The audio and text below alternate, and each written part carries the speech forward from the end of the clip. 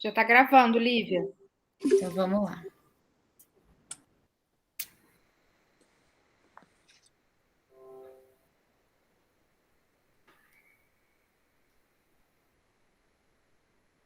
Boa noite. Eu me chamo Lívia, eu sou R3 de hepatologia aqui da Unifesp. E eu que vou apresentar o caso hoje. Doutor Gama e doutora Carol e o doutor Caio vão discutir para a gente. Primeira consulta desse paciente é um paciente que ele veio em maio de 2012, foi a primeira consulta dele. JC, 40 anos, ele é natural e procedente aqui de São Paulo, ele é mecânico e é casado. De queixa principal, ele veio, na verdade, só por alteração mesmo em enzimas hepáticas desde 2009. Ele veio por um achado de alteração em exames laboratoriais de enzimas hepáticas desde 2009. De interrogatório, ele não tinha icterícia, não tinha prurido, não tinha fadiga, não tinha nada de outros sintomas nesse momento. De antecedentes clínicos, era um paciente que tinha doença inflamatória intestinal, ele tinha, era uma questionada, colite indeterminada, uma retocolite ulcerativa, há 20 anos. Ele tinha também teve TB pleural em 2009, de cirurgias prévias, ele fez uma vasectomia, nega tabagismo ou etilismo, nega tatuagens, nega transfusão sanguínea, e não tem nenhum antecedente familiar também descrito no prontuário. Então, o antecedente dele seria essa doença inflamatória intestinal, há 20 anos, e essa TB pleural em 2009.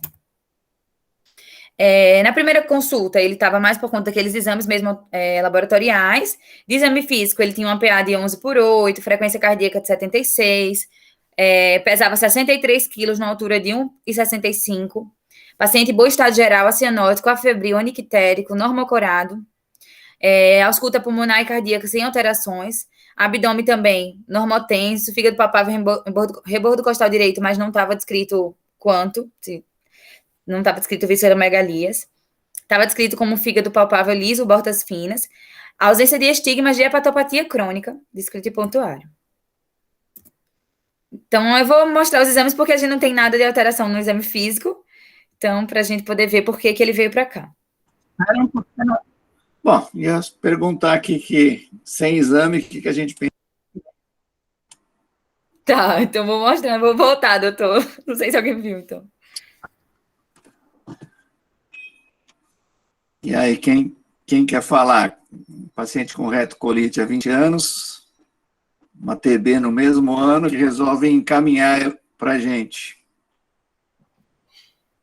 O que pode ser? Acho que a principal tá suspeita é a gente pensar em colangite esclerosante, né? Que é a hepatopatia que está a retocolite, principalmente paciente homem, jovem.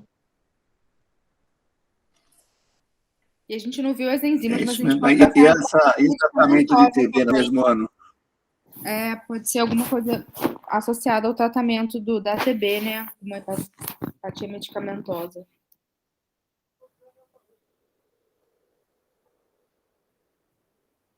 Mais alguma hipótese? Ou associada ao tratamento, ou secundária à colite ulcerativa, como o Marcel disse que da hipótese CEP, né? Ou tuberculose hepática, né? Oi? Raro. O acometimento hepático na TB também é raro, né? Menos provável. Particularmente, uma coisa que a gente vê com uma certa frequência lá no ambulatório de doença inflamatória, esse paciente nem tanto, parece que o IMC dele está ali na trave dos seus 25, um pouquinho mais talvez, mas esses pacientes evoluindo com doença hepática gordurosa não alcoólica, né? Pacientes que vão ganhando peso, melhora dessa parte dessa sintomatologia, pacientes sedentários, tem sido uma preocupação frequente lá, principalmente com a doutora Marjorie, que fica bem atenta com eles. Eles começam a recuperar e ganhar peso. E, eventualmente, alguns vêm com as alterações de enzimas hepatocelulares. Usando corticosteroide, principalmente, né? A gente não tem informação dos remédios que ele tomava, Lídia? Não, doutor. Deixa eu dar uma olhadinha até se eu acho que é alguma coisa. Não tem realmente. Não tem nada descrito de medicações que ele tomava.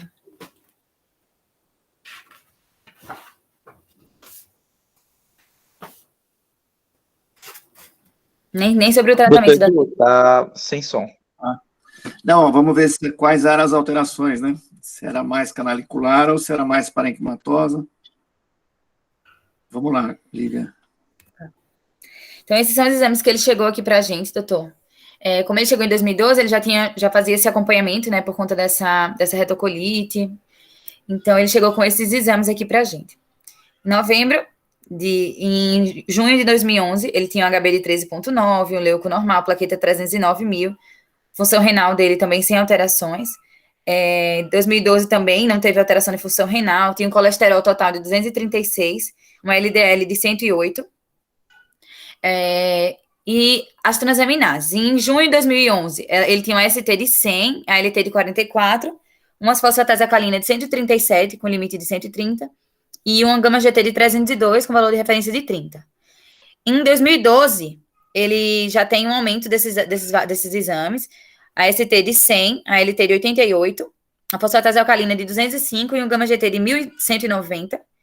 E isso aí progrediu em maio de 2012, uma ST de 82, uma LT de 71, uma fosfatase alcalina de 192 e um gama-GT de 1.070. Apesar disso, ele tem uma albumina boa de 4,5, 5,3 e na última de 5, uma bilirrubina total de 0,5, direta de 0,28. Esses são os exames que a gente tem dele agora, da entrada. E aí, Marcel? Doutor Edu, eu tenho a impressão de que eu conheço o caso, eu tô com medo de estar enviesado. Mas eu acho que corrobora um pouco com o que a gente tinha discutido, né? Ele tem um predomínio mais de enzimas canaliculares, né? Com colestase, tem alteração de transaminase, mas ainda dentro de um contexto, eu continuaria com as mesmas hipóteses. Se a gente lembra do caso da semana passada, lá que a gente estava vendo com a Jéssica, né? Se a gente fosse bem rigoroso com o nível de fosfatase alcalina, ele quase não bate uma vez e meia, né? Bate uma vez realmente, e meia. Mas assim, aquelas coisas que a gente ficou discutindo semana passada, né? Que nitidamente ele tem alterações canaliculares, mas se a gente for usar uma vez e meia, não sei exatamente quanto que dá, mas se não tivesse, talvez o 192 não dê, né? E ele tem uma gama-GT bastante importante. Então, eu não sei, a gente viu semana passada uma doença gordurosa com enzimas canaliculares um pouco aumentadas e a gente ficou meio cismado de biopsiar, lembra? Sim. Hein, Marcel? Então, e o Irã, daí acho que com essas alterações, eu não sei se dá para descartar a doença gordurosa, já que essa gama-GT é alta, né? Essas enzimas, mas eu acho que a hipótese de, por ter uma colite ulcerativa, acho que uma CEP é uma boa, né? Alguém quer discutir? Jana? Gama? Olivia, qual era ele tinha MC, a gente sabia de como era? Ele tinha 63 quilos e 1,60, eu realmente não calculei. 1,65 de altura. Mas, tipo, era um paciente eutrófico, então, no caso, né? Eutrófico. Sim. Doutor Edu, eu acho que o diagnóstico vai permeando por aí, não é? Ou seja, pelo fato de ter uma doença intestinal inflamatória, particularmente retocolite, com essas enzimas canaliculares, embora a gama-GT esteja estourada e a fosfatase alcalina só mais modestamente alterada, acho que o raciocínio, sim, corre aí pelo conceito da CEP, né? Mas, como o Irã havia falado antes, essas alterações também permeiam aí a história da doença hepática gordurosa não alcoólica. E aí nós teríamos esses dois grandes diagnósticos diferenciais inicialmente aí para esse paciente. Mas fica impossível a gente não ficar sensibilizado com a ideia da colangite esclerosante primária, né? O tratamento da TB terminou faz quanto tempo? Doutor, ele tratou em 2009. 2009. E essas faz alterações 2 são anos? de Isso. E essas alterações são de 2012, E outra coisa é que ele também tem uma ST sempre mais alta que uma LT, que não bate para a gente pensar na doença gordurosa. Ele toma o que para retocolite? Doutora, eu não tenho essa informação nessa época. Eles não colocaram aqui. É porque ó, a plaqueta é normal e a albumina é praticamente melhor do planeta, 5,3, né? Eu tenho informação de 2013, que foi depois, que ele estava usando a asa mesalazina. Mas na entrada eu não sei o que ele estava usando. Sem estigma de doença crônica, daí tu olha ali, a ST está acima de 2 vezes e meia, 100 para 40, e a fosfatase para o normal de 130, ela beira uma vez, teria que ter 65, 195, né? Ela beira uma vez e meia, e a gama GT, quando está assim aumentada, pode ser indução enzimática por álcool, medicamentos, ou alteração estrutural do parênquima hepático, doença infiltrativa, tipo a própria esteatose, sarcoidose, amiloidose hepática, ou congestão passiva hepática por disfunção miocárdica. E a TGO maior que TGP, lesão hepática induzida por droga, ou pensar em outras fontes de alteração, como rabdomiólise, não sei o quê, mas se tomar asa, a asa é uma boa causa, assim. Além das que foram faladas, eu acho. Difícil, né? Aumentamos nossas hipóteses diagnósticas, hein? Alguém quer... Eu gostei das hipóteses da Jana.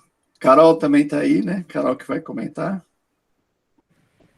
Em 2012, em setembro de 2012, depois desses exames, ele estava com asa de 100 miligramas e mesalazina de 3,2 gramas dia.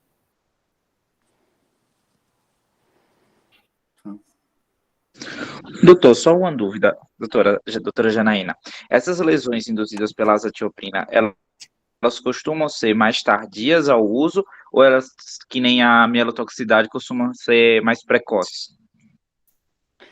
Não, pode ser idiosincrásica, pode ser logo no começo ou vir depois. E colestase é uma das características que confunde bastante, assim.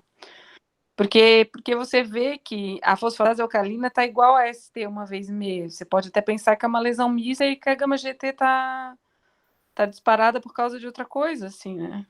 E lesão mista causa mais comum hepatite autoimune e droga, né? Entendi, doutora, obrigado.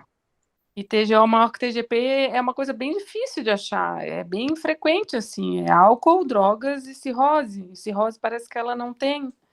Então eu penso bastante em droga. Não sei, mas não sei qual que é. Bem aí, né? Álcool maravilhoso, né? Uma gama de 1000 com... E mulher, homem ou mulher? 3 Não vezes. tem história, É homem? Homem, É homem, Não tem história de etilismo nem de tabagismo. Não, porque se fosse mulher, geralmente mente, né? Mas aí o homem, ele fala, né? Mas também lembrando aquele caso que a gente viu com o uso de asa de hipertensão portal não cirrótica, né? Apesar de não ter, mas a lesão induzida no fígado pela asa, né? Pela asa. Então, a asa tem várias toxicidades no fígado, né? E a jamais é a colestase, né? Que é a primeira droga que os nefrologistas tiram antes de mandar para a gente no ambulatório, né? A gente está com um paciente internado também, mesma coisa, uma cirrose pelo uso crônico de asa, já até biopsiou, tá? Eu acho que na enfermaria. E tinha padrão colestático. Carol ia falar? Eu também estou sugestionada pelo caso, né, por já saber, mas de qualquer jeito, uma vez que a gente vê, né, uma elevação tão disparada da gama GT em detrimento das outras enzimas, é muito difícil não pensar em droga, né, no dia a dia. E ter essa história medicamentosa dele é muito importante. Lembrar que não é só a medicação que ele usa corriqueiramente, porque esses pacientes que têm doenças crônicas é muito comum usar chá, usar erva, e aí às vezes a gente não está ali na nossa lista de medicamentos, é o uso inadvertido dessas medicações ditas, né, fitoterápicas, naturais. Então, acho que é legal a gente ter essa lembrança de fazer um inventário de todas as medicações, inclusive de uso não habitual. Acho que isso é um detalhe importante aí na história, só para complementar as drogas que a Jana já tinha falado.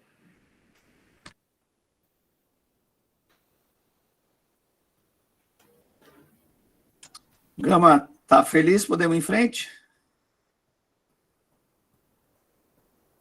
Podemos sim. Temos aí emoções à frente. Então tá. Vamos lá, Lívia. Então é isso. Aí pediriam alguma coisa para ele agora? Posso já continuar com os outros exames, doutor? Pode? Já discutimos. Vamos ver o que vem aí. Então tá. Então foram solicitados para ele todas as sorologias, né? Ele tem HBsAg negativo, anti-HBC, anti-HBs e o anti-HCV tudo negativo. Ele tinha um AMA negativo, um antimusculismo negativo. Ele tinha um anti-EKM1 negativo também. Um IgG de 987, que era normal, IgM de 174, que também era normal, e um PANCA positivo de 1 para 160. E a ferritina dele era de 132. Esses são os valores dos exames que a gente solicitou. E ele fez exames de imagem também. Então, ele fez um ultrassom que evidenciou um fígado com forma e dimensões preservadas, contornos regulares, ecotextura homogênea e aumento difuso de sua ecogenicidade. Vias biliares intra- e extrapráticas sem dilatação. Aí a opinião foi nefrolitíase bilateral não obstrutiva e sinais ecográficos de esteatose hepática leve. E ele fez também a coluna de ressonância, que indicou um fígado com situação, dimensões, contornos... Que, doutor? Espera um pouquinho. Tá. Segura no ultrassom aí. Tá. E aí, Marcel, com esses autoanticorpos, esse ultrassom...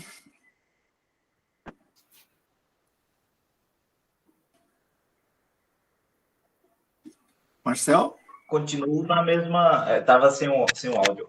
Continuo ainda. Eu prosseguiria a investigação pedindo uma colangio-ressonância para ele. Que como a gente sabe que acaba aumentando a sensibilidade do exame, então eu seguiria ainda na mesma linha de investigação. O que faz você não acreditar que seja só uma esteatose? Aquele ANCA sugeriu alguma coisa para você? Porque o ANCA pode estar presente só só pela retocolite, né? Mas o próprio fato dele ter uma retocolite, eu acho que me faz querer realmente descartar uma colangite esclerosante, por estar muito associado. Então, acho que eu prosseguiria, sim, com a investigação. E aí, Gama, esse marcador... Ele tem nefrolitíase também, manifestação de doença. Eu continuaria a investigação. Essa nefrolitíase, ela seria mais pertinente para associação com doença de Crohn e não com retocolite, ou você acha que ela poderia fazer parte dos dois universos, assim, sem... Doutor, eu sei que da doença de Crohn, sim. Eu confesso que isoladamente com a colangite esclerosante eu não sei. Não digo com a colangite esclerosante, eu falo com a retocolite. Com a retocolite, a gente acaba considerando como uma manifestação extraintestinal, presença de nefrolitíase. Perfeito. Se eu não me engano, doutor Gama, complementando esse raciocínio do Marcel, o principal sítio envolvido aí nesse ciclo de reabsorção desses sais, principalmente do cálcio, acaba ficando ali para a ilho terminal e cólon direito.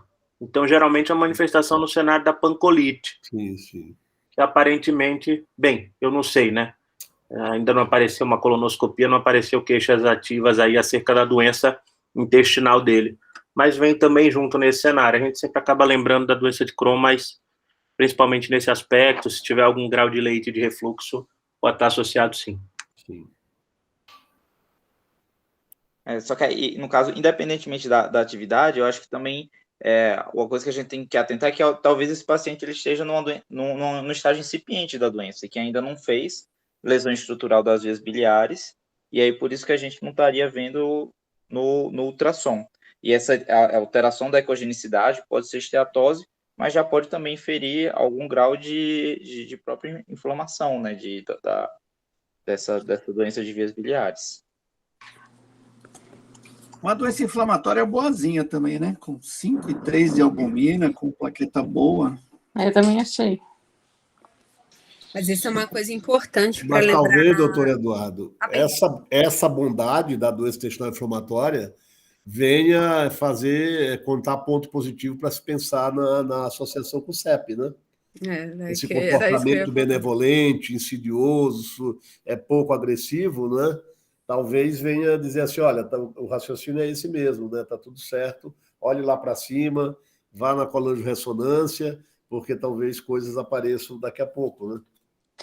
Mas não sei se vale a pena ficar esperando para fazer outra coluna de ressonância. Eu, para mim, já biopsiava de uma vez. Sim, a questão da biópsia também, porque você poderia ter aí a sorte de achar uma lesão ductal com aquela fibrose concêntrica, né, em casca de cebola, que não é tão frequente, mas o Caio certamente poderia achar. Né, diz que existe, né? Diz que existe. Mostrar para a gente que na mão de um patologista do porte dele, né, mais do que 15%, né? Mas esquisito, um cara com uma colite ulcerativa há 20 anos. Eu estava até comentando aqui na hora que o Gama começou, mas que é uma característica muito típica da retocolite na CEP, né? Ela ser totalmente diferente do que a gente está acostumada. Ela é muito mais leve, ela é mais à direita, né? Que não é o comum, ela pode poupar o reto, que não faz muito sentido quando a gente fala em retocolite. Ela dá mais ileite de refluxo, que a gente não vê tanto na retocolite clássica. Ela tende a ser muito mais leve, geralmente na coluna, macroscopia normal. Então, assim, ela tem uma evolução muito indolente, embora o perfil agressivo de neoplasia seja muito grande. Então, isso é um detalhe que chama muita atenção mesmo, igual o Gama falou, né? Eu acho que por ser tão leve, é aí que chama mais atenção ainda. Porque quando eles colocam, né, assim, colite, doença intestinal inflamatória com CEP, é um fenótipo clínico completamente distinto, né, do quando você tem um olhar só para a doença intestinal inflamatória, né? E aí uma coisa que Carol falou que é importante é, se doença intestinal inflamatória, né, aumenta o risco para câncer coloretal, o binômio, né, doença intestinal inflamatória, particularmente retocolite com CEP, o risco é 4 vezes maior quando você compara aquele que só tem retocolite isolada, né? Então, apesar da indolência ali do quadro inflamatório intestinal, a chance desse paciente com esse fenótipo fazer câncer coloretal é 4 vezes maior do que a retocolite isolada, né? Essa é uma coisa muito interessante.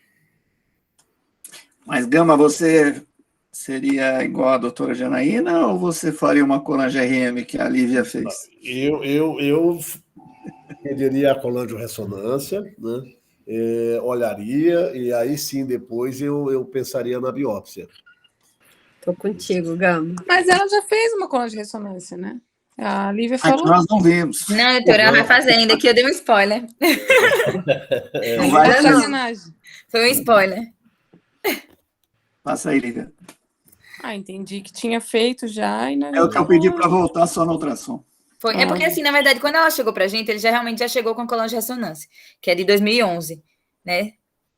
Então, esse exame já estava na primeira consulta. Tá. Não, o que eu quis dizer é que se não tivesse nada na coluna de ressonância, eu não esperaria para fazer uma outra. Eu já biopsiaria agora. Sim. Mas faria primeiro um exame não invasivo, né? Só para deixar claro.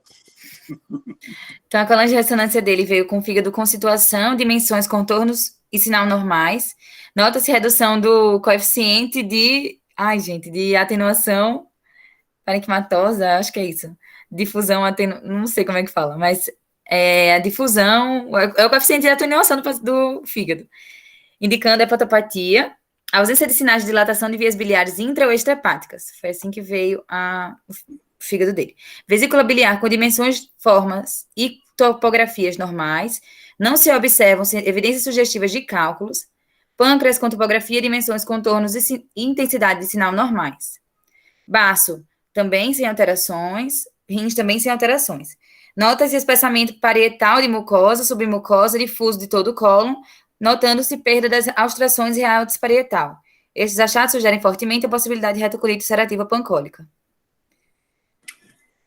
E aí, Marcel? Que CEP é essa?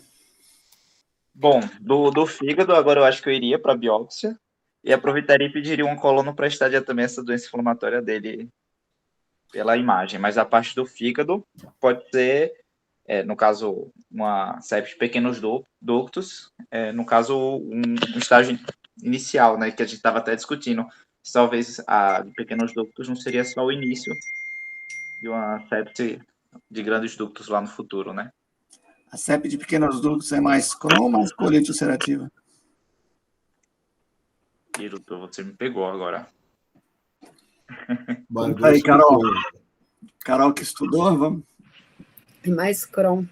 Na verdade, a CEP de grandes ductos, ela está muito associada à retocolite, mais associada às complicações neoplásicas desse binômio, né? Retocolite e CEP.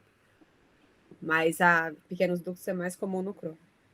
Mais comum no Crohn proporcionalmente, né? Mas todas são mais comuns na retocolite. Todos concordam em biopsiar agora ou alguém faria mais algum exame? Não, acho que agora o Caio entraria aí para... Né? Agora já acabou a paciência, né? A bondade. Uma coisa que o Marcel falou ainda há pouco, né, que a gente fica dividindo, CEP clássica representa 95% a 85% dos casos, CEP de pequenos ductos 5% a 15%, e os trabalhos mais recentes, né, tendem a considerar de fato que CEP de pequenos ductos, na verdade, né, é uma fase inicial da CEP clássica, e 55%, né, desses pacientes com CEP de pequenos ductos, ao longo dos anos, vão progredir para CEP de grandes ductos. Né? Então, parece só... Alguns autores falam assim, não há CEP de pequenos ductos, isso é a fase inicial, e a progressão, para mais da metade dos pacientes, mostrarão no futuro que a colangiografia é tipicamente CEP clássica. Né? Então, é uma coisa que é interessante. Mas também a gente sabe que o prognóstico da CEP de pequenos ductos, né, se a gente considerar ela um fenótipo clínico da CEP, ele é melhor do que a CEP clássica, né? E parece que, inclusive, a CEP de pequenos ductos não aumenta, a Carol vai poder falar isso melhor, não aumenta, né, o risco de modo relevante para colangiocarcinoma. Né? Então, quando você vê doença de Crohn e CEP de pequenos ductos, é um fenótipo clínico também distinto da CEP clássica com retocolite ulcerativa. Né? Então, há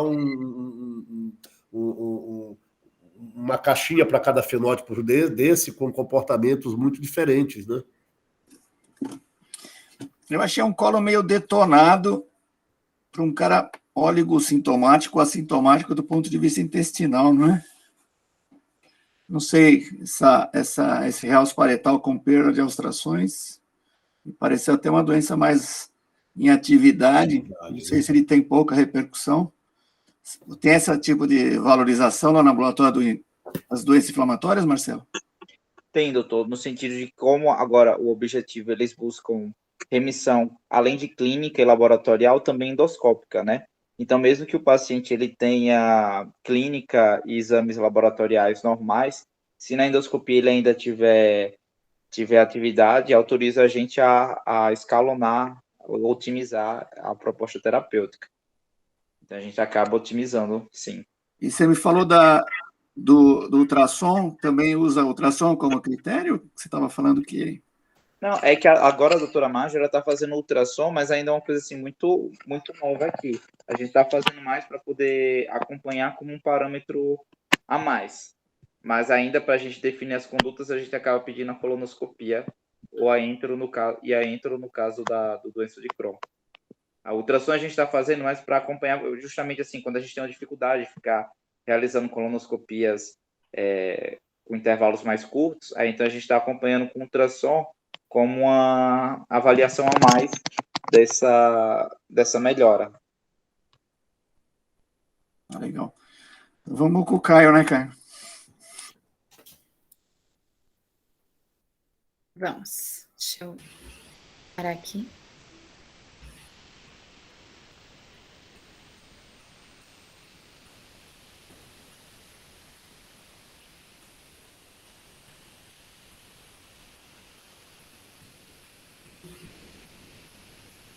Então, vamos lá.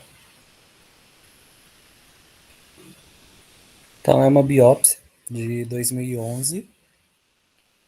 Em relação à representação portal, a gente visualizou 6 espaços porta. E o que chama atenção? Né? A gente vê uma biópsia, tem uma representação de espaço porta maior, né? Mas outras áreas que chama atenção que tem mesmo uma deposição de fibrose, um alargamento até discreto, né? Acho que septo, mais que isso ainda não, tá?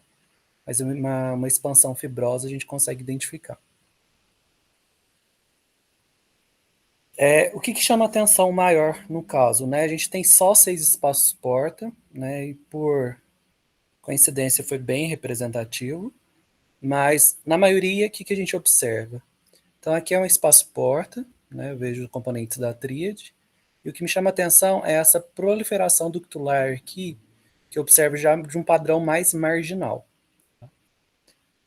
Quando mais próximo, eu vejo esses ductos bem tortuosos, né? Então são ductulos proliferados. E junto a gente vê esse infiltrado misto, né? A partir do momento que a gente tem proliferação ductular, eu tenho esse recrutamento, principalmente de neutrófilos, né? Algumas áreas aqui, nessa região marginal, eu consigo identificar que tem uma estrutura um pouquinho mais clara, né? Então, parece que tem o quê? Retenção de sais biliares, né? A gente fala que tem áreas com colatestase. Tá? Então, isso são alterações que me remetem a um quadro mesmo biliar. Então, aqui em um dos espaços porta, eu consigo identificar a lesão que a gente queria, né? Então, eu vejo um ducto que, nesse menor aumento, chama atenção esse caráter concêntrico, né, em casca de cebola, dessa deposição de fibrose. Quando a gente observa mais próximo, além desse padrão concêntrico, que eu vejo tanto no HE quanto no maçom, né, que vai me remeter fibrose, chama atenção também essa alteração degenerativa do epitélio biliar. Eu consigo observar que tem um pouquinho de polimorfismo, né, o pleomorfismo dos núcleos do epitélio biliar, e além disso eu consigo identificar que tem vacuolização, né?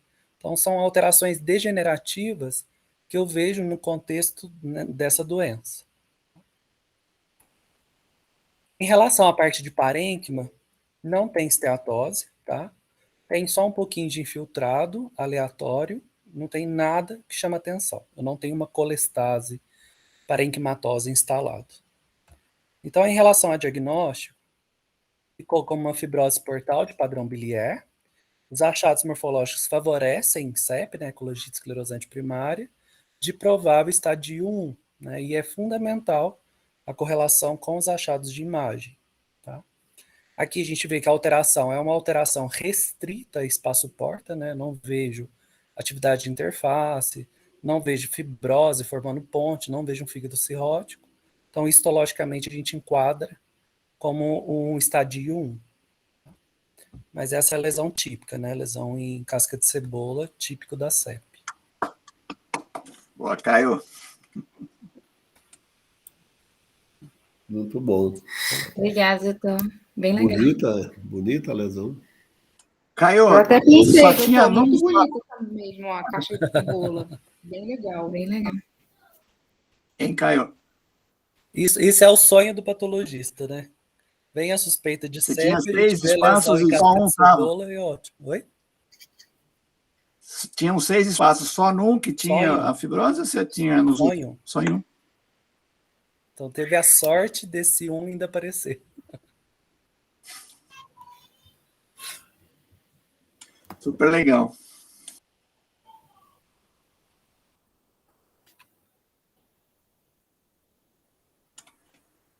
Vocês já estão vendo? Já, Lívia, tá sim. Já.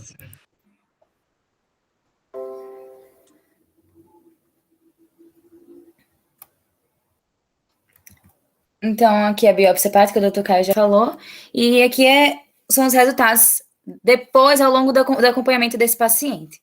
Então, esse paciente sem ursacol, ele ficou ainda um tempo sem ursacol. A biópsia dele foi de 2011, mesmo assim, ele ficou um tempo sem ursacol, não conseguia pegar. Então, nesse período aqui, em 2016, ele tinha uma ST de 225, uma LT de 136 e uma gama-GT de 2038. Em 2017, ele fazia um uso irregular do ursacol, às vezes, doses mais baixas, e ainda mantinha, baixou, mas mesmo assim mantinha uma gama-GT de 1441, uma fosfatase alcalina de 309, uma ST de 112 e uma LT de 53.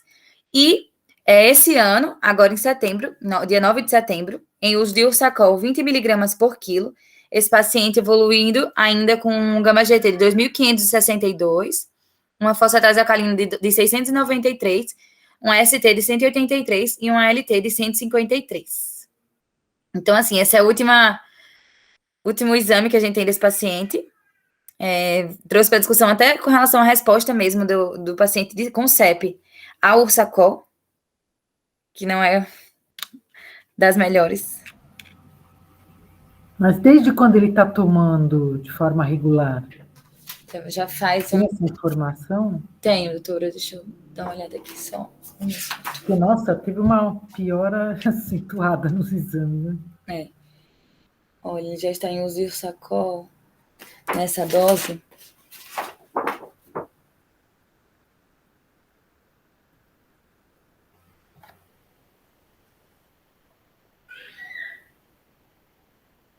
E como é que anda o tratamento da retocolite? Desde 2018 foi a última vez que ele estava sem ursacol. Desde 2018 que ele já iniciou o uso de ursacol. Vem usando regularmente desde 2018. E o tratamento da retocolite, ele continua com azatioprina, com o tratamento da retocolite?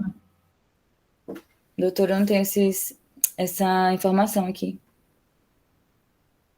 Do que ele está usando para retocolite agora.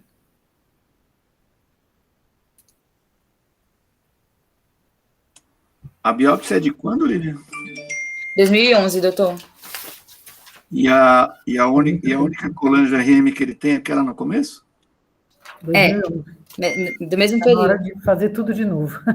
Tem um CA19-9. Fazer uma nova colangio-ressonância, né? E o CA19-9, Lívia, fizeram em algum momento? CA19-9 fizeram, doutor. Tem um de 2018 dele, de 10.1.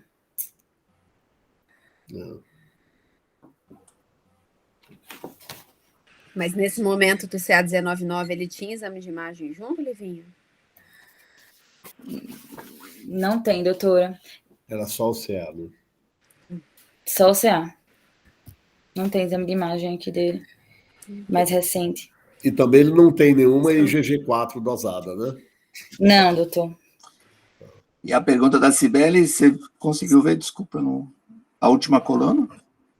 A última coluna que eu tenho aqui dele, doutor, ele não sei se ele fez algum depois, mas ele tem um de 2018 que eles escreveram só como retocolite e ulcerativa em atividade, não tem maior descrição aqui no prontuário. Mas de 2018. Não dá para saber se ele tem aquele comportamento que a Carol falou, tipo o pau reto, tem uma elite de refluxo. Não, eles não falam.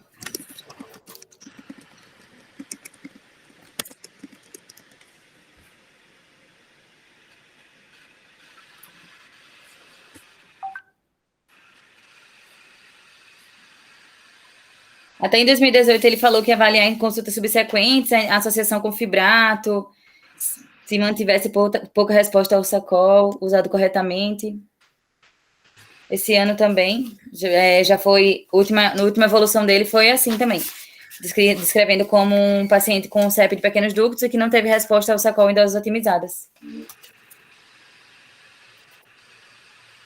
Não teve final feliz. E aí, Gama, você que andou estudando CEP, Sim. qual era o próximo passo? Eu acho interessante, doutor Eduardo, otimizar uma nova colangio-ressonância para ver se esse paciente já se passaram aqui 2011, não é 2021, 10 anos, se não houve progressão para uma CEP clássica, não é? Até para olhar para esses trabalhos mais recentes, não é? Que denotam aí essa correlação de, depois de muitos anos, uma progressão para essas alterações colangiográficas típicas.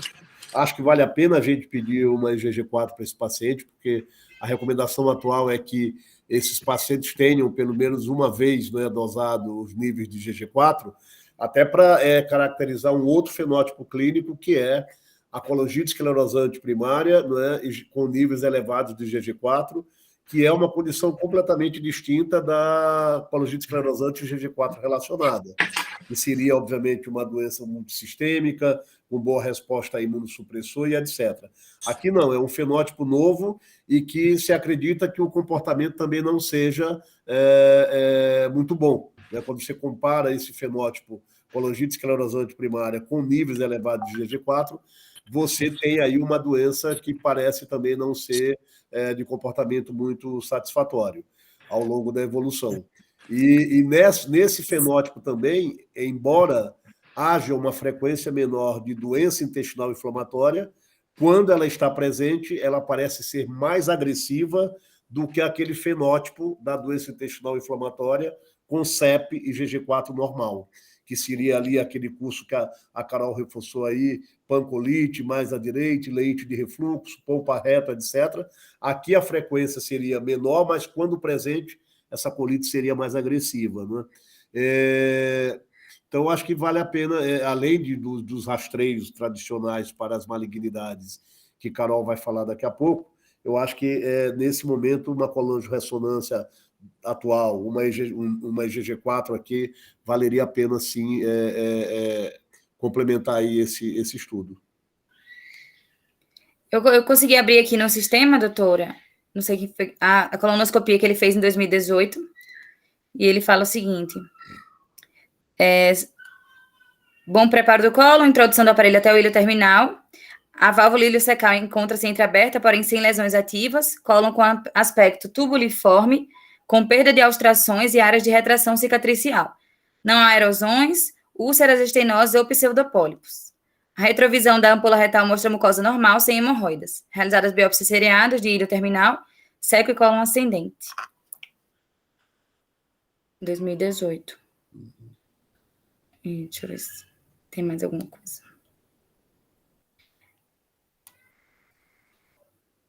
E não tem outros exames. Até tem pedido de colangio-ressonância aqui, mas não tem nem laudo, doutor. Não tem como eu colocar aqui. Se quiser, eu posso abrir aqui para vocês darem uma olhada.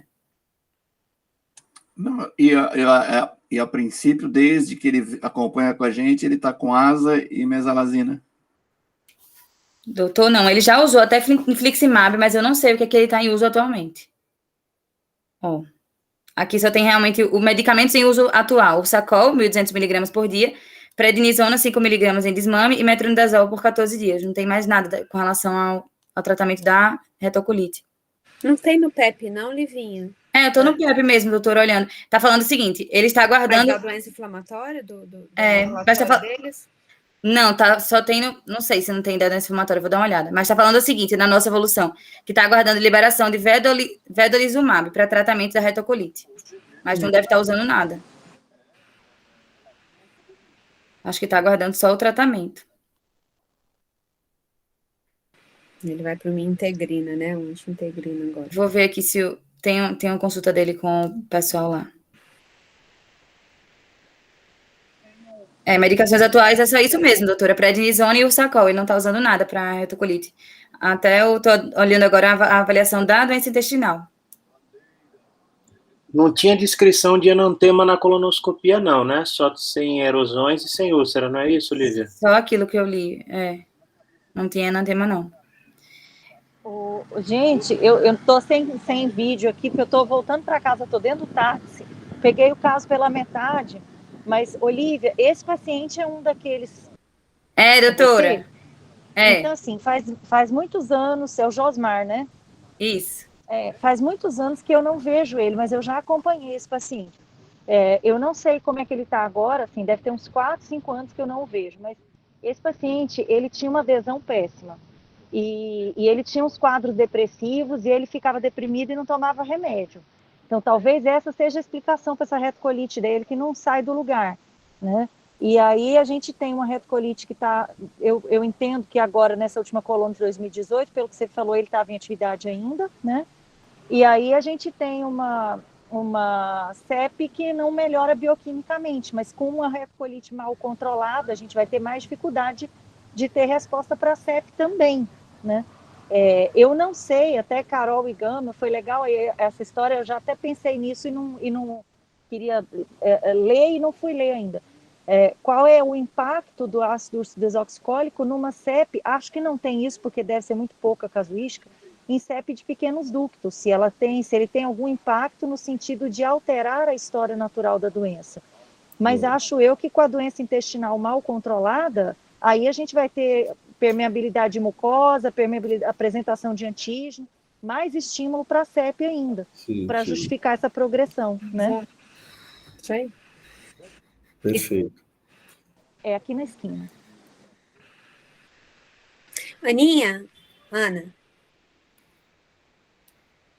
Ana Cristina? Ixi, agora eu acho que ela desceu. Tá. Tá me ouvindo? Oi, não, oi. Vou parar na esquina e vou descer. Pode falar. Deixa eu te perguntar uma coisa. A Livinha viu agora que ele está em programação para o vedolizumab. Sim. Parece que ele estava em uso de asa e foi retirada. Eu tenho aqui a sequência de medicações que ele usou. Asa retirado, infliximab retirado. A gente não tem história, Lívia, de descompensações, só de progressão histológica / endoscópica. É isso, Lívia? Tem história de descompensação, doutora? Eu até estou olhando aqui. Então tá bom. Então, é porque eu não tinha visto antes na história. Porque na verdade, foi agora, recente. Em maio desse ano, ele internou com diarreia e dor abdominal por atividade da doença. Então tá bom. Foi a única descompensação dele. Tá. Não, então agora fez sentido, porque eu não tinha pegado a descompensação da doença inflamatória, e aí a minha pergunta para a Ana era se a ideia da doença inflamatória do grupo era seguindo, né, progredindo dentro dos biológicos, buscando a resposta endoscópica / histológica independente da atividade, mas se teve atividade, já faz mais um sentido. E para a CEP, realmente, isso que a Ana falou é realmente muito importante, né? A atividade da doença inflamatória está diretamente relacionada com a progressão da CEP e a progressão das complicações da CEP. Então, buscar o controle endoscópico / histológico é bom não só para o intestino, mas pelos efeitos da barreira intestinal comprometida da atividade, né? Pois é, eu não sei, Carol, como é que tá agora, assim, eu não o vejo há muito tempo, eu não sei como é que tá, o que foi a proposta, de fato, como o Marcel falou, a gente vai sempre tentar remissão profunda, né? Assim, o que eu tenho de lembrança de quando eu seguia esse paciente é que a adesão dele era muito ruim mesmo. Bom, é isso, é difícil a gente tentar conter uma CEP se a gente não tem resposta da doença inflamatória, né?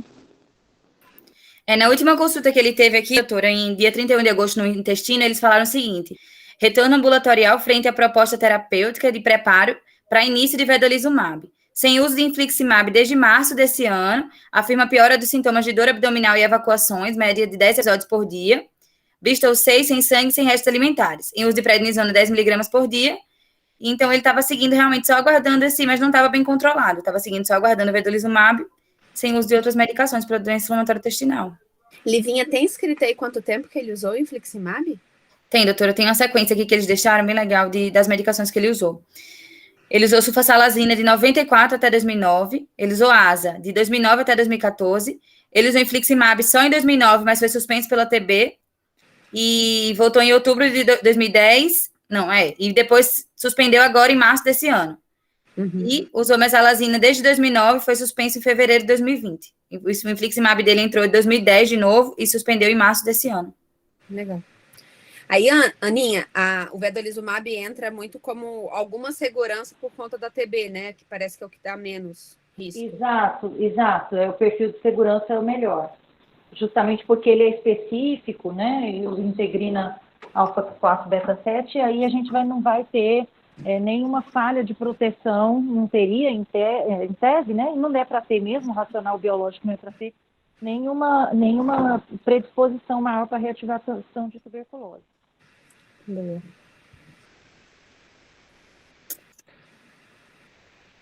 Confere, doutor Marcel. Confere, doutora.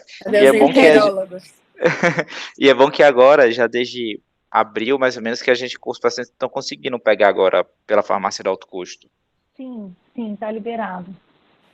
Ah, é? Não sabia, não. Está liberado há pouco tempo, a gente está convertendo os processos administrativos para LME. Que bom. Então, agora depende da adesão, mas como é infusão, eu acho que talvez seja uma opção ótima para ele. Ele tem que ir lá fazer infusão. Ou não ir, né, no caso. Ou não ir, né? Tá bom. Só, ele não é tratado de TB? Ele é tratado, doutor, foi tratado para TB em 2009. A gente tem que continuar preocupado com reativação? Sim. Sim? Porque ele foi o que eu achei num dos casos que a gente teve aqui recentemente, a partir da hora que está tratado, deixa de ser uma preocupação. A reativação. Eu acho que era o Dr. Sender estava tratando algum paciente, e acho que a gente trouxe aqui, e alguém falou que a partir da hora que você está com a TB tratada, você perde a preocupação na reativação. Pois é, Edu, eu não sei se eu tenho a bagagem completa para te responder isso, mas eu acho que a gente não perde completamente, porque ele teve contato. Em algum momento, ele tem algum granuloma contido lá.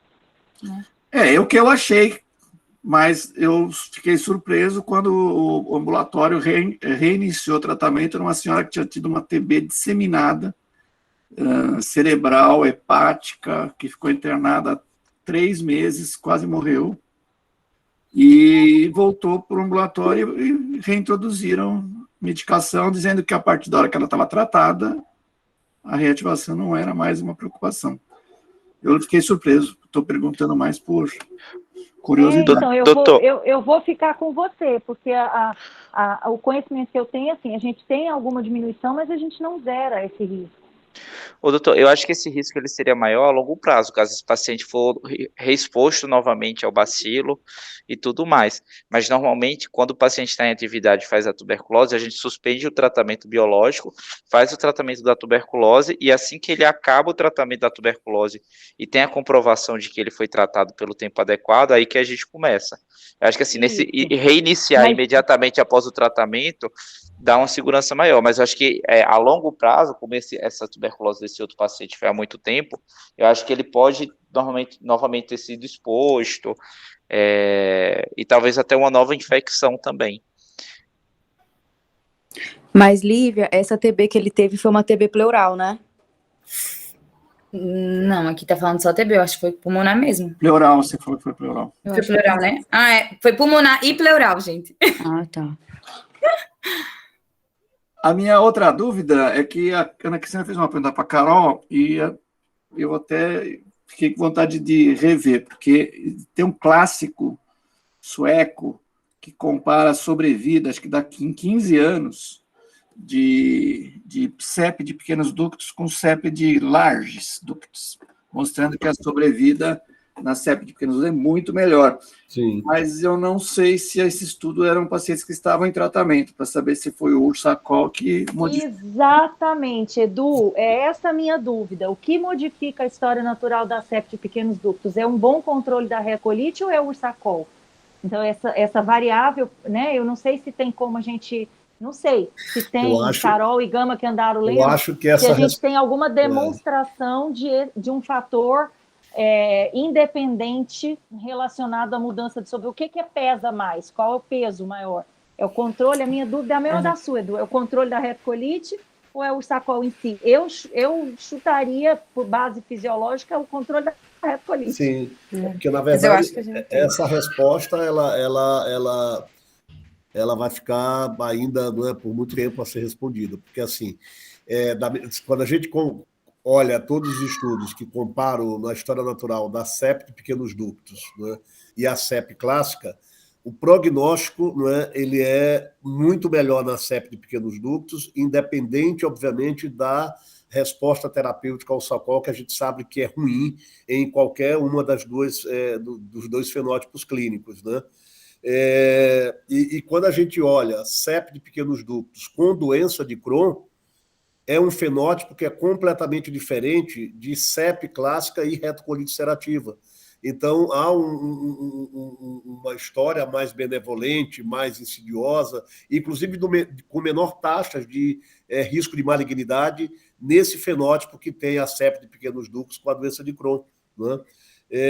E uma outra coisa que eu achei interessante, olhar para esse paciente agora e ver que ele vai fazer o vedolizumab, né, essa droga anti-integrina, que tem alguns trabalhos mostrando, embora sejam muito conflitantes em si, porque tudo em CEP eu acho que é muito conflitante, eu gosto muito de reproduzir uma frase de um artigo que eu li no passado, que fala assim: CEP é a última caixa preta da hepatologia, né? Ou seja, você tem que responder muitas perguntas, né, do ponto de vista patogênico, do ponto de vista de uma doença, se ela é de fato uma doença autoimune, né? Porque se fosse uma doença classicamente autoimune, por que ela não responde a imunossupressor? Né? Por que ela não tem a mesma resposta ao sacol que a CBP tem? Né?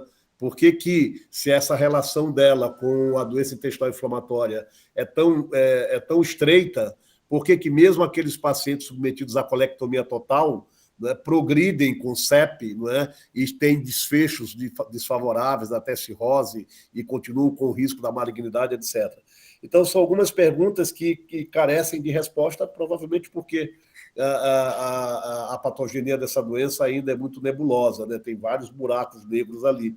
Mas aí, com essa questão do vedolizumab, tem um trabalho mostrando que um grupo de pacientes que tinham esse fenótipo, retocolite, CEP, né, quando começaram a usar essa droga anti-integrina, eles normalizaram fosfatase alcalina, normalizaram o gama-GT, então eles tiveram uma boa resposta, né, a essa droga. E tem outro grupo que fez a mesma droga e, pelo contrário, a fosfatase alcalina disparou, a gama-GT disparou, enfim. Então, são resultados conflitantes que carecem também, né, de uma avaliação mais, um número de casos maior, avaliação mais estendida, para a gente ver o que de fato tem nessa relação resposta da retocolite com anti-integrina versus melhora da CEP. Né?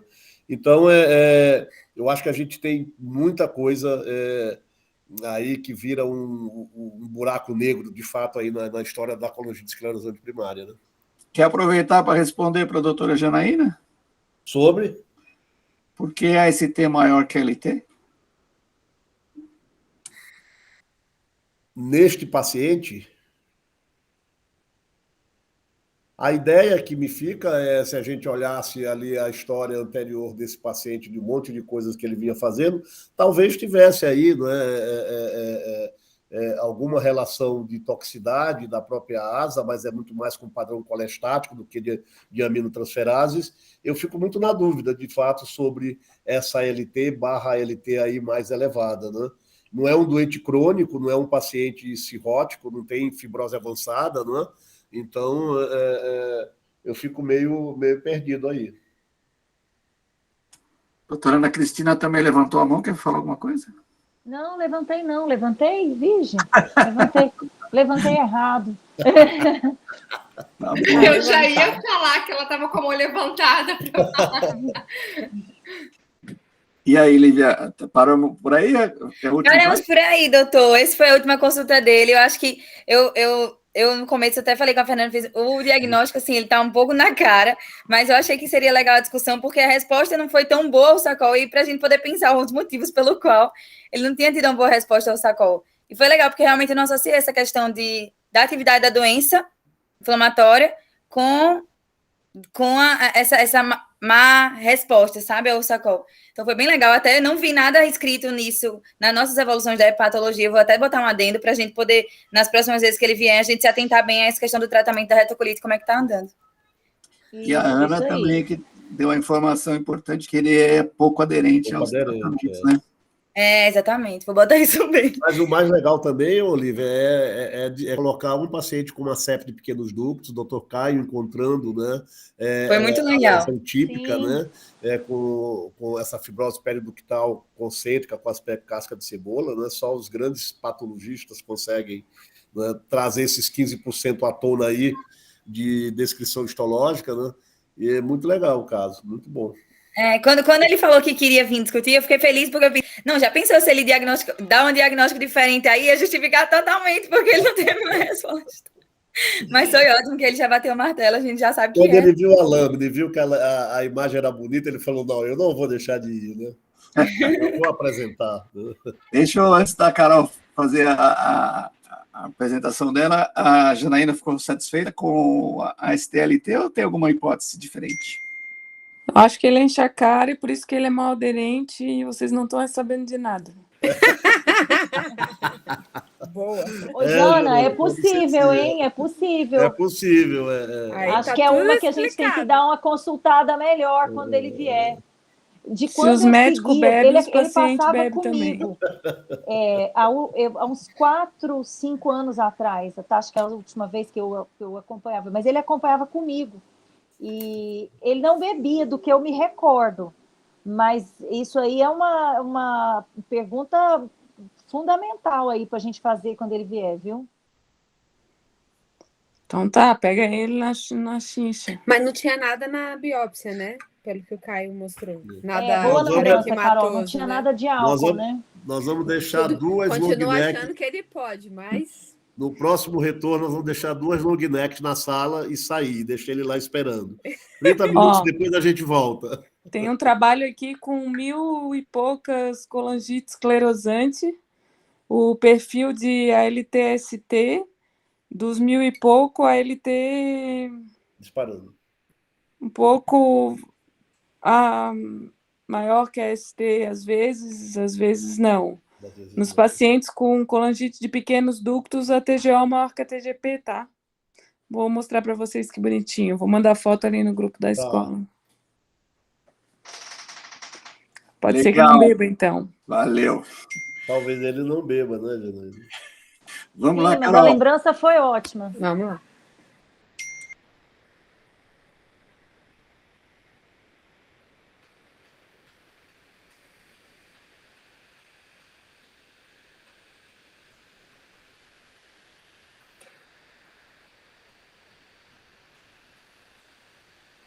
Vocês estão vendo a minha tela? Ainda não. Eu tô vendo aqui. Tá vendo? Vi. Sim. Tá vendo aí, doutora Ana? Não. Agora tô. Que preconceito, Ana. Não, é porque até para isso eu sou atrasada, Carol. Bem, a Livinha, a doutora Lúcia, tinha me pedido para reapresentar essa aula, que fala um pouco sobre o rastreamento de neoplasia na colangite esclerosante. Então, eu vou tentar aí nos próximos 15, 17 minutos falar um pouco sobre se existe mesmo, né, uma maior incidência de neoplasia nos pacientes com CEP, qual seria o impacto da presença da neoplasia na história evolutiva da CEP, e se é mesmo importante rastrear de rotina neoplasia nesses pacientes, e principalmente se o rastreamento rotineiro tem impacto na evolução da doença. Qual seria e se há um melhor protocolo para o rastreamento? Se a gente pode confiar no CA199 como uma ferramenta durante esse processo? E como que seria o rastreamento de outros tumores não colangio na CEP? Então, a gente já discutiu aí durante o caso que a colangite esclerosante primária ela pode ter uma gama de manifestações clínicas na sua história evolutiva. Muitos dos pacientes, como do caso, eles vão se apresentar com um quadro de uma colestase crônica e daí vem o diagnóstico. Outros podem se manifestar já inicialmente com descompensações da doença hepática avançada, que no caso a cirrose hepática, mas uma manifestação muito chamativa é aquele paciente que se apresenta com uma colangite, na investigação é identificada uma estenose, e essa estenose pode ou não estar relacionada com atividade inflamatória. A doença óssea, ela está mais no espectro final da doença, pela dificuldade da absorção, mas as neoplasias, sem dúvida nenhuma, é um ponto importante na história evolutiva e muitas vezes esquecido por aqueles que acompanham essa doença. A neoplasia é tão importante que ela é responsável por 40% a 50% da mortalidade desses pacientes, sendo, sem dúvida nenhuma, o colangiorressonância, o colangiocarcinoma, a neoplasia de maior impacto, né? Cerca de 20% de incidência na história natural desses pacientes. E chega a ter 400 a 1.500 vezes mais risco que a população em geral. O câncer de cólon também é muito importante nessa população, mas em especial no binômio CEP com doença inflamatória, com uma incidência aí de 20% a 30% dos casos. É 10 vezes mais comum que a população em geral, e um detalhe que o Gama já tinha chamado a atenção, é 4 vezes mais risco a associação CEP-retocolite do que apenas a retocolite. Então, a CEP entra aí como um fator precursor carcinógeno na evolução dos doentes. O câncer de vesícula também é importante, com 1 a 3,5% de incidência na população e 10 vezes mais risco que a população em geral. Então, a gente já viu aí que a gente tem pelo menos 3 grandes neoplasias carreando aí a mortalidade dentro desse grupo de doentes. O hepatocarcinoma, ele tem uma incidência considerada pequena e a gente vai voltar a falar nele no final da apresentação.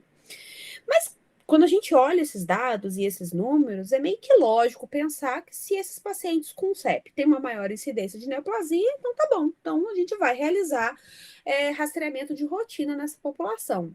Mas aí que essa lógica perde um pouco o sentido quando a gente tem alguns dados importantes a se criticar. O primeiro deles é que a CEP é uma doença rara. E tem poucos estudos que definem realmente o risco de estratégias de rastreamento nessa população. Os preditores da doença não são claros, o que faz com que a gente tenha medidas preventivas não comprovadas. E aí coloca o rastreamento numa situação ética até um pouco complicada, porque a gente vai rastrear alguma coisa que a gente não consegue prevenir e, infelizmente, a gente nem consegue tratar. Por outro lado, também existem incertezas sobre como fazer o rastreamento. A gente tem desde métodos de imagem muito caro ou invasivo e aqueles com baixa sensibilidade, embora muito disponíveis. E aqueles métodos não invasivos, que a gente sempre busca como uma primeira opção, eles não têm estudos muito consistentes e são geralmente pouco úteis isoladamente. Então, desses 4 tumores, eu vou começar falando do colangiocarcinoma, que tem essa incidência anual de 0,5% a 1,5% e 20% durante a vida dos portadores de CEP. E esse trabalho, ele traz um resumo muito interessante, que os colangiocarcinomas, eles vão acontecer na história evolutiva da CEP nos primeiros 3 anos. Em especial, o diagnóstico é realizado no primeiro ano. Daí a importância de se avaliar logo de saída esses pacientes. O câncer de cólon, por sua vez, tem uma evolução durante todo o curso da doença, assim como as colangites, e a osteoporose, assim como a doença hepática crônica avançada e a necessidade de transplante, mas depois de 15, 20 anos de evolução. Existe impacto mesmo do colangiocarcinoma na história natural da CEP? Existe. Mas olha que interessante esse trabalho que esse grupo em 2016 publicou, que mostra que o percentual de impacto do colangio na história desses pacientes não mudou há décadas. né? Então, eles fazem um comparativo de antes de 89, até 99, até 2009 e até os dias atuais, a publicação é de 2016, onde, como vocês podem ver, o colangiocarcinoma representava 12%, 15%, 16%, 15% desse grupo de pacientes. E olha o que acontece, isso não mudou. Então, apesar de todo o avanço de ciência, técnicas de imagem, uso de medicações, ele não mudou o seu impacto na evolução da doença. Ao contrário do que a gente vê sobre a repercussão, por exemplo, de complicações relacionadas diretamente às estenoses fibróticas e inflamatórias, como a colangite, que vem reduzindo progressivamente, até porque o diagnóstico ele é feito de uma forma mais rápida e o antibiótico utilizado de uma forma mais adequada. Por outro lado, também, a indicação de transplante vem aumentando progressivamente. Lembrando que não só essa indicação é considerada nesses pacientes com doença hepática crônica avançada e descompensada, mas também num subgrupo de pacientes muito específico de colangiocarcinoma como uma forma de potencial curativo. Essa revisão, que foi publicada na Gastroenterology em 2017, talvez seja uma das maiores revisões, uma das maiores coortes de pacientes com CEP. Eles acompanharam pacientes por 30 anos, em 37 centros da Europa, América do Norte e Austrália, e eles conseguiram alcançar um acompanhamento de mais de 7.000 pacientes com CEP. Desse grupo, 700 pacientes aproximadamente desenvolveram neoplasia hepatobiliar e quase 600 dele colangiocarcinoma. A incidência do colangio foi de 8%, né, globalmente, e das neoplasias hepatobiliares, 82% eram colangiocarcinoma. Além disso, foi mais frequente em homens, como já sabíamos, e uma maior incidência acima dos 60 anos. Além disso, aqui a CEP clássica, né, ou CEP de grandes ductos, teve uma maior incidência em relação à de pequenos ductos, e aqueles portadores de retocolite também uma maior incidência em relação àqueles com doença de Crohn. Os preditores, eles não são bem estabelecidos de uma maneira em geral. Muitos derivados desses estudos de coorte, às vezes coortes históricas, o que dificulta muito a sua definição final. De qualquer jeito, sugere-se que possíveis fatores de risco para o desenvolvimento do colangio sejam aqueles pacientes com uma duração prolongada da doença inflamatória intestinal, com história de displasia colônica, mais velhos, e aqueles com a chamada CEP clássica ou CEP de grandes ductos. E talvez esse seria o grupo que mais se beneficiaria de um rastreamento de rotina, embora isso ainda não é muito definido. E possíveis fatores protetores, ou talvez que não influenciariam na evolução da neoplasia, seria aqueles com doença de Crohn e portadores de cirrose hepática, porque parece que a cirrose seria um espectro diferente da evolução da doença nos portadores de CEP. E por que é importante, então, rastrear o colangio? Primeiro que a gente já viu que tem alta incidência. Tem alta mortalidade, 80% deles vão morrer no primeiro ano. E existe uma cura potencial se o diagnóstico for precoce. Cura essa que pode ser alcançada com indicação cirúrgica ou até mesmo transplante nos locais onde isso é possível. E será que vale a pena rastrear, pensando em como um todo? Essa coorte, né, que acompanhou pacientes aí por 20 anos, ela identificou em um grupo de 830 pacientes 80 casos de neoplasia hepatobiliar. E eles compararam o grupo que foi submetido a um rastreamento de rotina e aqueles que não foram submetidos. E nessa comparação, a sobrevida daquele sob rastreamento foi significativamente maior, como vocês podem ver aqui no gráfico, em relação àqueles que não tiveram um rastreamento de rotina, né? Eles utilizaram imagem anual, que aqui no caso era colangiorressonância com CA19-9, para a neoplasia de vesícula foi ultrassom e para o hepatocarcinoma foi só rastreado depois do diagnóstico de cirrose. Então, parece que rastrear também melhora o prognóstico. Só que nesse mesmo trabalho chama atenção aquilo que a gente discutiu no caso clínico, que esse benefício do rastreamento parece ser mais claro ou estatisticamente comprovado nos pacientes com colangiocarcinoma extrahepático, diferente daqueles do colangio intrahepático. Qual seria, então, o melhor protocolo para rastrear esses doentes? E aí vem a decepção, aqui não tem, né? Não existe um consenso sobre como rastrear o colangiocarcinoma na CEP. O que a gente sabe é que os exames de imagem devem estar presentes, mas a sensibilidade é ruim, em especial daqueles métodos que a gente tem mais disponível e mais barato, que seria, no caso, o ultrassom. E a ressonância e a CPRE, que tem uma sensibilidade mais alta, ou são muito caros ou também muito invasivas, o que dificulta a sua utilização como primeira linha na maioria dos centros. Só que quando a gente adiciona a esses marcadores, né, a esses exames de imagem, um marcador biológico como o CA199, a gente potencializa a sensibilidade.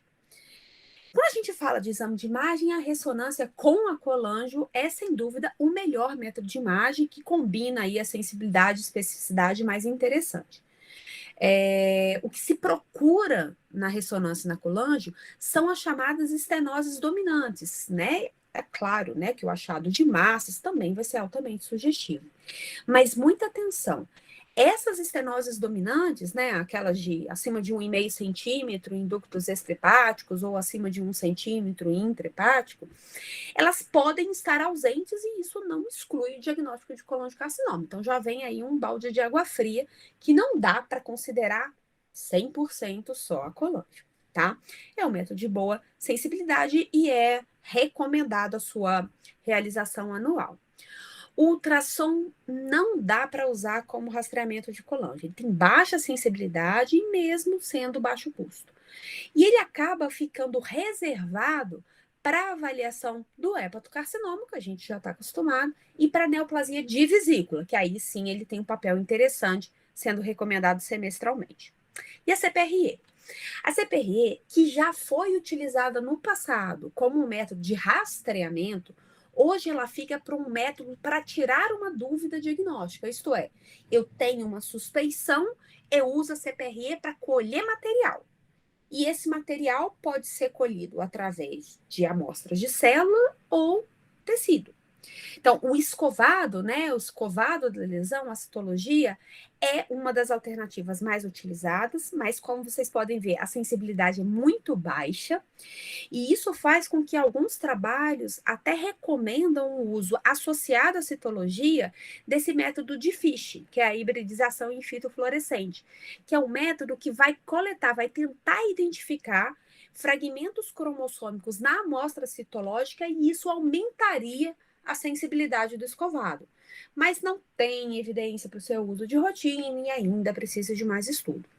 A biópsia pode ser realizada e tem protocolos que até associam citologia, FISH e biópsia, tentando melhorar a sensibilidade aí da identificação da CPRE. E muitas vezes as pessoas perguntam assim, mas por que isso, gente? Né? Para que tanta coisa? Para que a gente associa tanto método? Porque tratar colangiocarcinoma é muito complicado. Porque se você vai para tratar, você vai para fazer uma segmentectomia, uma lobectomia, que é uma cirurgia muito agressiva. Então, a gente busca, durante o rastreamento e a confirmação diagnóstica, a maior certeza possível. Não dá para mandar um paciente para uma lobectomia se você está na dúvida e podendo achar que aquilo ali é só inflamatório. Por isso, alguns outros métodos foram, né, estão sendo desenvolvidos tentando buscar uma melhor caracterização dessa estenose. Entre eles, a colangioscopia, né, que o nome comercial é o Spyglass. A colangioscopia, ela já foi mais estudada para abordagem de litíase biliar. Existem trabalhos que parecem ter um benefício dentro da CEP, principalmente para o acesso de lesões de difícil alcance, até mesmo pela CPRE. E parece que ajuda. E também talvez ajudaria numa identificação do padrão da estenose. né? Uma estenose sem atividade inflamatória, como a primeira imagem, com atividade inflamatória, isso é, com potencial de progressão, e aquela estenose já com algum sinal de uma área displásica suspeita de malignidade. Mas ainda são poucos estudos, é um método caro, é um método não passivo de complicações, né? Na verdade, ele tem muitas complicações a sua realização, ainda mais em pacientes com múltiplas estenoses. Então, a sua indicação tem que ser feita com cautela. E o nosso querido e, às vezes, único acesso, CA199. O CA199 ele é um glicopeptídeo e ele é expresso pelas células cancerígenas. E, sem dúvida, é o marcador tumoral mais associado com colangiocarcinoma. Mas aí a gente tem um problema. Ele aumenta a sensibilidade de exames de imagem, mas ele não deve ser realizado isoladamente. Por quê? Porque o CA199 tem um potencial de falsos positivos e falsos negativos muito grandes. E, além disso, tem uma questão relacionada ao ponto de corte que a gente vai utilizar. E que nos próprios trabalhos isso não é muito claro. Então, pontos de cortes mais baixos, que poderiam nos dar uma sensibilidade maior, correm um alto risco de falsos positivos, em especial diante de colestase, que nada mais é o que esses pacientes têm. E colangite, que nada mais é do que uma das complicações mais comuns nesses pacientes. Então, é muito complicado usá-lo isoladamente. E pontos de cortes maiores acabam podendo perder pacientes, como alguns pacientes que não expressam um antígeno do grupo sanguíneo de Lewis, que não está presente em 5 a 10% da população, que pode não elevar o CA199. E aí tem alguns trabalhos antigos, e essa questão ainda nem é muito esclarecida, de tentativas de se buscar um jeito de pegar esse grupo falso negativo. E uma dessas formas é buscar uma variante, né, genotípica dessa enzima aí, dessa fucosaniltransferase 2 e 3, que na verdade seriam mutantes que perderiam uma atividade enzimática e fariam baixos níveis de CA199. E aí, nesses mutantes, a gente utilizaria aí um ponto de corte mais baixo. Por que não usar ponto de corte mais baixo sempre, então? Porque senão a gente vai para exames invasivos ou mais caros com muita frequência, e aí perde o sentido da palavra rastreamento. Existem vários protocolos. Esse daqui é uma mistura, né, dos mais recentes. E aí, o que ele propõe aqui? Fazer um rastreamento do CA199 junto com o ultrassom. Se algum desses exames forem positivos, o paciente iria para a ressonância. Se os dois forem positivos, ele pode já ir direto para a CPRE, para coleta de material e a tomografia para estadiamento. E se ele já de cara vê uma massa hepática, ele vai para um exame de imagem para definição de lesão suspeita, para ser biopsiada ou coletado o material, tá? Então, aqui ele propõe ainda o uso do ultrassom, embora aí a gente saiba a crítica relacionada à sua sensibilidade. Agora eu vou passar mais rapidinho sobre os outros tumores. Câncer de vesícula. 2% na história evolutiva da CEP e 10 a 17% desses pacientes têm pólipo na vesícula. E aí vem o desespero. Mais de 50% desses pólipos abrigam células neoplásicas. Então, conclusão, viu pólipo na vesícula de paciente com CEP, abra o olho, né? Esse trabalho, em 53 amostras de vesícula de pós-colecistectomia não indicada por rastreamento, né, ocasional, 7 desses pacientes tinham displasia de baixo grau e 2 de alto grau, isso é, neoplasia. Existem vários protocolos. O protocolo mais moderno é da Associação Americana de Gastroenterologia, e eles propõem que, uma vez identificado o pólipo, aqueles pólipos menores do que 8 milímetros poderiam ser só acompanhados, e aqueles maiores de 8 milímetros já indicada a colecistectomia. O consenso europeu e americano, eles já meio que sugerem de cara a realização da colecistectomia se aparecer qualquer pólipo. Que tá bom, tem lá a sua justificativa, mas, por outro lado, o risco de complicação pós-colecistectomia em paciente com CEP é muito alto, pode chegar até 40%. Por isso que existe aí essa controvérsia. E o câncer de colo? Então, quando a gente fala de câncer de colo na CEP, a gente tem que falar de doença inflamatória intestinal, que ocorre aí em 70% a 80% dos pacientes com CEP. E o risco vai estar aumentado de acordo com a presença da doença inflamatória, a sua extensão, o tempo da doença e se a CEP for a clássica de grandes núcleos. É importante? É importante. Ela é mais frequente, né, nesses pacientes com doença inflamatória, e o binômio CEP-retocolite tem maior incidência do que só a retocolite. Então, mais 10 vezes do que aqueles pacientes que só têm a retocolite isoladamente. E isso a gente falou bastante lá no caso, né, que a doença inflamatória, nesses pacientes com CEP, ela é diferente, né? Então, reforçando, ela é mais leve, muitas vezes ela é assintomática, é mais comum a pancolite ou a colite direita, tem uma maior prevalência de leite de refluxo do que o que a gente vê no normal do paciente com retocolite, polpo reto, o que é totalmente fora do nosso padrão, e a mucosa geralmente é normal a colonoscopia. Por isso que o rastreamento é recomendado de rotina. E observem alguns detalhes, porque não é só fazer a colonoscopia. A colonoscopia tem que ser completa, isso é, tem que ir até o ilho, tem que ter biópsia seriada e, idealmente, com alguma técnica de magnificação de imagem ou cromoscopia. Então, não é só fazer a colonoscopia, né? Para a gente considerar que estamos fazendo rastreamento, essa colono tem que ter essas características. Então, como seria a abordagem? A gente faz a colono no diagnóstico da CEP, independente de sintoma ou não. Se tem doença inflamatória, ele vai para a coluna anual. Como que é essa coluna? Biópsia nos 4 quadrantes a cada 10 centímetros por todo o cólon, o que dá numa média de 32 biópsias, associado à cromoscopia. Alguns estudos do grupo da endoscopia sugerem uma colonoscopia com técnicas de magnificação para poupar a realização das biópsias, mas o clássico é essa forma. Se você faz a colono no diagnóstico da CEP e não tem doença inflamatória, você pode fazer a colono a cada 3 a 5 anos ou quando os pacientes apresentarem algum tipo de sintoma. E depois da colono? Achei displasia numa dessas colonos feitas de rastreamento. Ela é visível? Ela é identificável? Isso é, eu falei, ó, tem uma displasia lá no cólon ascendente em tal região. Eu faço a ressecção completa e avalio a mucosa ao redor. Se a ressecção foi incompleta, ou ela não for possível, ou em volta da lesão eu encontrar displasia, tem indicação de proctocolectomia. Se eu faço a colono, acho displasia, mas a lesão é invisível. O que é invisível? Foi uma das biópsias seriadas que veio essa displasia.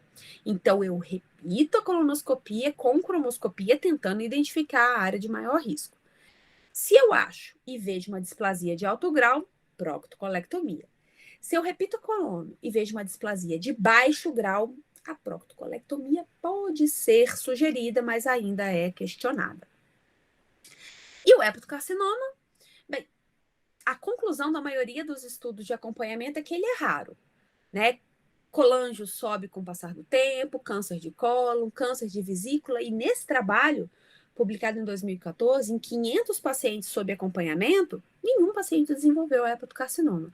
Parece ser mesmo um espectro diferente daqueles que vão desenvolver a doença hepática crônica. E aí, por esse motivo, o rastreamento ele é feito como a gente faz na cirrose. Ultrassom de 6 meses associada à alfa-fetoproteína. Bem, então, para concluir, as neoplasias elas são responsáveis por cerca de metade das causas de óbito em pacientes com CEP, por isso merecem ser investigadas. O rastreamento de rotina deve ser feito, existe um aparente benefício na sobrevida, só que a validação de protocolos ainda precisa ser estimulada. A associação de método de imagem com marcador tumoral é a melhor estratégia, e a coleta de amostras de células ou tecidos pela CPRE fica reservado para quando eu tenho uma lesão suspeita. A colono deve ser sempre feita ao diagnóstico da CEP, independente do sintoma intestinal. O ultrassom, ele tem melhor validação no rastreio da neoplasia de vesícula e hepatocarcinoma. E marcadores não invasivos e exames endoscópicos de visualização direta, que é a colongioscopia, são promissores, mas a gente ainda não consegue aplicá-los na prática. É isso. Beleza, Carol, parabéns. Muito boa. Muito bom. Tive o privilégio de assistir pela segunda vez. Pois é, Gama. Aprendeu? Enjoou, né, Gama? A doutora Ana Cristina quer sair para ir fazer o jantar? Ela foi jantar, tomar um vinho. Eu abri o vinho, já pus as panelas lá no fogão. Daqui a pouco a minha entregar vai me cobrar a janta. Alguém quer perguntar alguma coisa para a Carol? Eu mandei, eu vou sair, mas eu tinha mandado aí a minha despedida, mas eu vou dizer assim, a aula maravilhosa, Carol. O sonho dourado era a gente ter as respostas para a sua pergunta do início, as suas perguntas do início. Hashtag só que não temos ainda, né? Só que não. Roda, roda e nós não temos ainda. Hashtag só que não, né? Só dormimos com mais consciência pesada. Mas... E nem esse follow-up tão rigoroso, os exames acontecendo, cada momento indicado. Isso é a maior dificuldade. Né? Eu acho que para a prática, né, para a gente, para os residentes que estão ouvindo, acho que até para a gente mesmo, fica assim, algumas lições. Não fica fazendo um CA19-9 à torta direita, solto no meio do espaço. Porque isso gasta dinheiro, não serve para nada isoladamente, pode correr um risco muito grande da gente causar mais malefício do que benefício se analisado assim, fora de contexto. E que tem que rastrear. Ponto. Como vai rastrear? Aí que vem o problema. Para falar em saúde pública, é muito difícil eu falar colangio-ressonância. Você sabe Por que isso que os tinha protocolos puxam o ultrassom como a primeira opção. Mas a gente tem um detalhe muito complicado com relação ao ultrassom. No consultório do doutor Eduardo, no consultório da doutora Ana Cristina, do Gama, da Carol, das meninas, é muito improvável que a gente não vá pedir uma colangio. Mas a gente está falando individualmente. Em matéria de orientação de saúde pública, os próprios guidelines que metem pau no ultrassom, eles colocam o ultrassom como primeira escolha. Então, tem que ter essa crítica aí, realmente. Pois Carol, é, qual carcinoma é transplantável? Oi? Qual colangio é transplantável? Então, tem um trabalho que eles fizeram retrospectivamente um estudo. Tem um grupo na Suécia e o pessoal da Mayo Clinic, né? Que tem alguns protocolos. E são protocolos muito restritos, assim.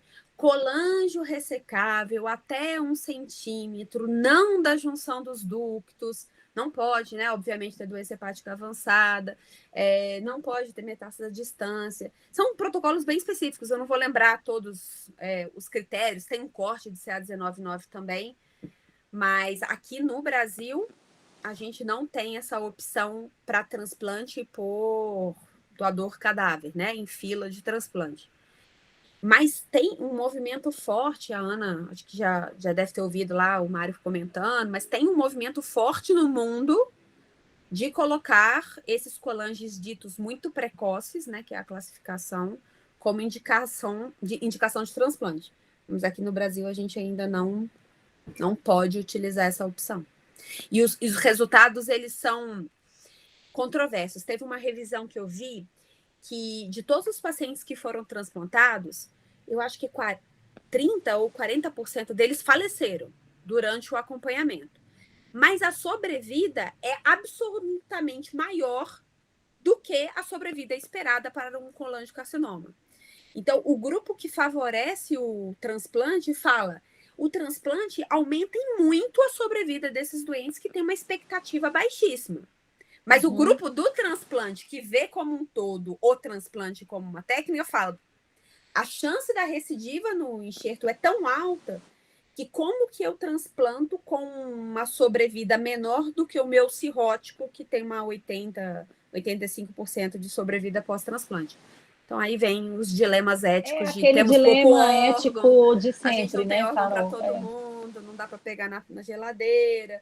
Se a gente tivesse, a gente conseguia. Não é à toa que os estudos são feitos nos locais onde o índice de doador por habitante é muito grande. Né? Porque aí dá para a gente arriscar. Mas aqui não.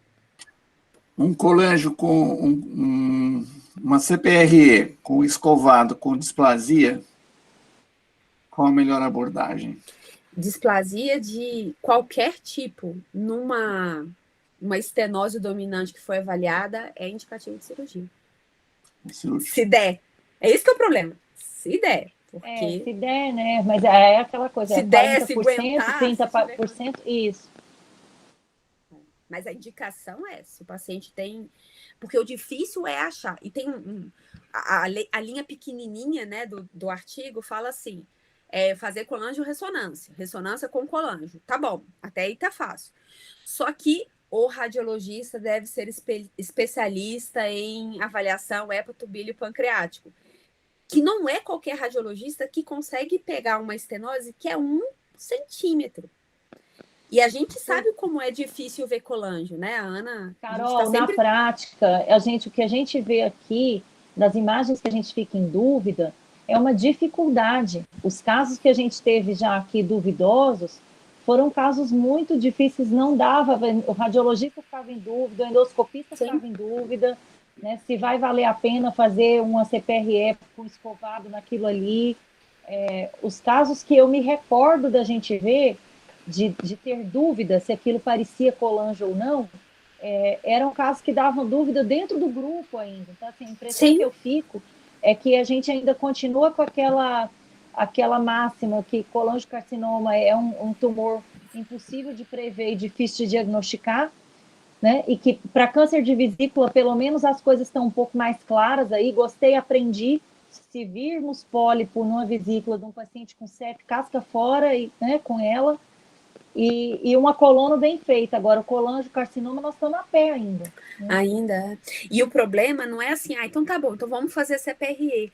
É porque a CPRE na CEP, ainda mais a CEP com um comprometimento importante, com muitas estenoses fibróticas, pode ser uma bomba. Não, pode piorar, né? facilitar o risco de colangite ascendente. Colangite, né? Então o paciente ganha o risco de colangite ascendente para o resto da vida. Né? Não é um exame que dá para fazer toda hora, né? E nem sempre dá para fazer em todos os pacientes, por esse risco de infecção, né? Pós. Agora, uma coisa que é interessante é a crítica que muitos que vivem CEP, assim, com uma doença que é rara, mas que alguns têm mais, né, na prática clínica, assim, a literatura fala muito em colangiocarcinoma na CEP, né, e eles sempre dizem assim, e a gente vê muito pouco colangiocarcinoma na CEP. E por que é mais frequente, né, no primeiro ano, né, após o diagnóstico de CEP? Né? Por que a maioria dos trabalhos mostram que a incidência de colangiocarcinoma na CEP é muito maior no primeiro ano após o diagnóstico? Né? Será que é porque a CEP é diagnosticada tardiamente, não é? Ou seja, Gama, tirou da minha boca. Eu ia falar exatamente isso, é uma dúvida. Compartilho com você. Aí é a idade isso, cronológica dela já é maior, como se fosse um diabetes tipo 2. Já estou fazendo diagnóstico numa CEP tardia, os diagnósticos são tardios, exatamente. Isso, é como se fosse um diabetes tipo 2. Você faz o diagnóstico, mas ele já tem ali microalbuminúria. Já está ali anos e anos de resistência. Já foi. O Irã colocou aqui uma pegadinha, falou assim, vamos ver os resultados dos centros high-tech com colangioscopia. E por coincidência, Irã, ontem eu estava discutindo esse tema com um grupo de Brasília. E um dos caras que estavam na banca, né, na mesa, era o Dr. Fábio, que foi ex-presidente da SOBED. E um dos, né, os que trouxeram o Spyglass para o Brasil. E olha, ele não fez nenhum sorriso quando eu falei Spyglass. E depois, a gente ainda discutindo, ele falou assim, não deve ter muito benefício, porque a quantidade de complicação que se vê com a colangioscopia é tão alta, que ainda a gente precisa de mais técnica elaborada para conseguir usar a colangioscopia como método de rastreamento. Então, a esperança que, se eu já tive alguma, agora eu já estou com muito pouca, né? Com a opinião ontem, né? De alguém que é especialista no assunto, né? De colangioscopia. Mas será que talvez não seja por conta da baixa experiência ainda com o método? Eu acho que é um pouco de... Ele participou do estudo, né? Que criou a colangioscopia. Porque tem um trabalho que é interessante, que ele ressalta a colangioscopia no diagnóstico diferencial, né, de estenoses dominantes da CEP GG4 e do colangiocarcinoma, dizendo que ela tem uma perspectiva de mudar, né, a visão desses diagnósticos no futuro próximo. Né? Então, talvez seja ainda não é a falta de experiência com o método e no futuro aquele trabalho que eu mostrei também fala muito isso, né? De tentar passar a classificar as estenoses de acordo com o padrão macroscópico. Exatamente. Né? Que isso ajudaria. Mas parece que não só não tem experiência, é muito caro e a técnica ainda tem muito mais risco do que benefício para o uso rotineiro. Vamos ver.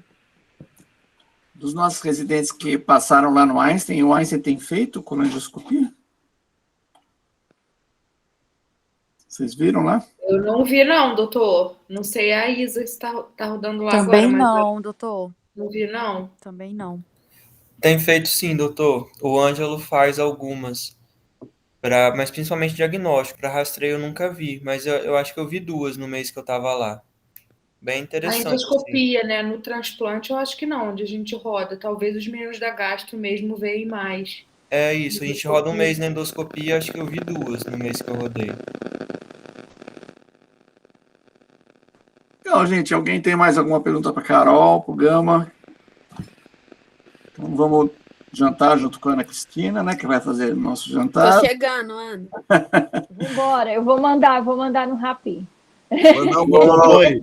Eu só vou agradecer, Ana Cristina, o vinho. Tu manda o vinho para mim, entendeu? Já estou satisfeito. Eu vou mandar. A Lívia, o Caio, a minha Carol. tacinha diária. Tintim.